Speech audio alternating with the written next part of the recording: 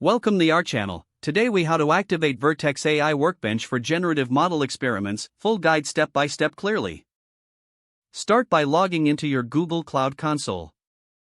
Ensure you have the necessary permissions to create resources. Navigate to the Vertex AI section on the left sidebar.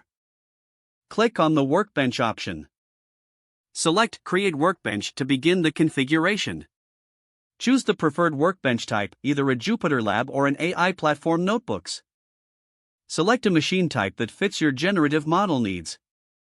Allocate sufficient CPU and GPU resources for your experiments. Configure the storage options according to your project requirements. Set up your VPC network settings if necessary.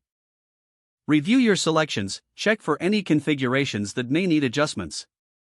Once satisfied, click the Create button to provision your workbench. Wait for the provisioning process to complete. Once the workbench is ready, click on the Open Jupyter Lab link to launch it. Install any required libraries or frameworks for your generative model. Upload or clone your model code and datasets into the workbench environment. Configure your environment settings to run the generative model experiments. Run your model code to begin testing your generative models. Monitor the outputs and performance metrics carefully.